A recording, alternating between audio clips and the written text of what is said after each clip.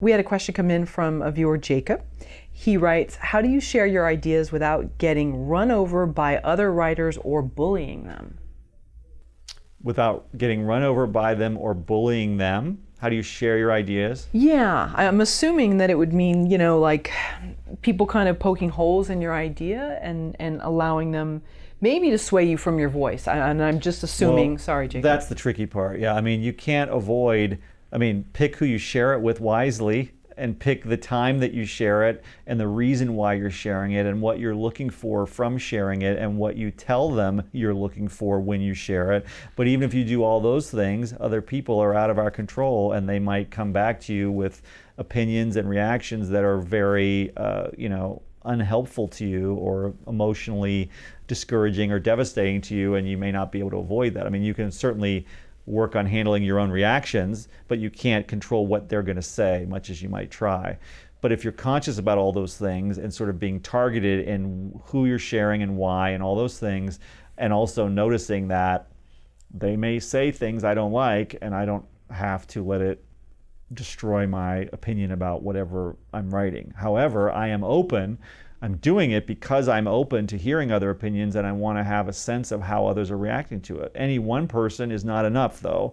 It's probably you need a consensus of people, and people who know something about what you're trying to do, people that understand the craft, are a more valuable opinion than just kind of friends or even other aspiring writers may not be as valuable of an opinion to you. So you always have to take what others say with somewhat of a grain of salt, I think, while being open to, if I get a lot of the same opinion, maybe there's something worth looking at there. I think a lot of it is you have to be like a detective who's interested in knowing what are the things that aren't working for people, and then I'll figure out why, and I'll figure out how to solve them. If they say you should do this other thing instead, don't listen to that. Don't try to do their fixes, but listen to what their issues are, which they may not even be articulating, because people try to be helpful and tell you, what if you did this instead? What you really want to know is, why do you not like what I did do? And people sometimes don't want to say it because it's too hurtful, like I was bored, I didn't care, stuff like that. Or they may not even know how to articulate it, they just might know I didn't like it, which isn't helpful, which is why we try to codify some of these things of what makes someone like or not like something, right? So we can learn from that. So I think it's, trusting that your own voice has value and that you will find your way to address whatever problems you decide you agree are problems, takes the power away from the other random subjective people who are going to say whatever it is they're going to say.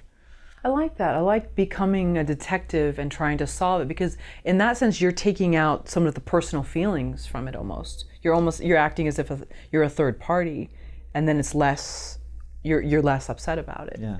That's excellent. So it's not something that you're able to practice on a daily basis. I know, 6 a.m. hits and it's a new day for all of us in many different things that we deal with, but is that something that you try to really implement?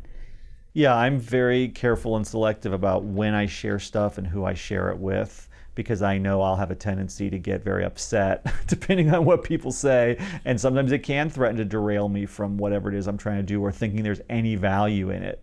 So I've really learned to really be careful and to do it with the right people at the right times for the right reasons. At the right times, interesting.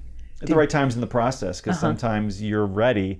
It really helps if you've moved on to another project and you're not even thinking about this one anymore, to then show it to people, because then if they don't like it as much, you already have this other one that you're now interested in. So I'm a big believer in putting one down, maybe not even show it to anyone right away, work on something else, come back to the first one, and you'll have new perspective and you'll see things you want to change. So you make your own changes. You never had to show it to anyone at that point, right? But eventually when you do show it, maybe have a couple other things that you're working on so that one script isn't your whole world anymore, right? Because when you're in the middle of it, it's your baby, and you better not have your baby get abused by other people, right? So it helps to get that distance from it. And a lot of it is you get your own distance from it, you'll be able to give yourself notes that you couldn't do when you were in the middle of it. And you finished it to some extent, whether it's just a first draft, right? Yeah. Whereas you're not, I'm going to throw this thing away, forget it. So-and-so said this, because you've actually gone through it. So that's That's interesting. And it's almost like a form of protection in a way. It is. Yeah, it's another thing I got from the War of Art. He talked, Stephen Pressfield, somewhere I noticed him saying he would like finish a project every 6 months. And I said to myself a while back, I'm going to write 2 scripts a year. To the point where I feel they're kind of finished. They've gone through multiple drafts of my own notes. Maybe no one else's notes have yet come into play, but they've really been rewritten significantly based on my own notes. And the way I get there is by taking a pause, moving away, coming back a couple months later to like finish one, but always have multiple scripts in the hopper.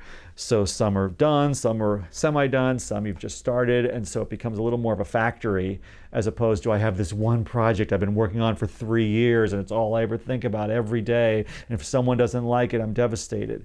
You know, that is not the most helpful way to go, and I've done that.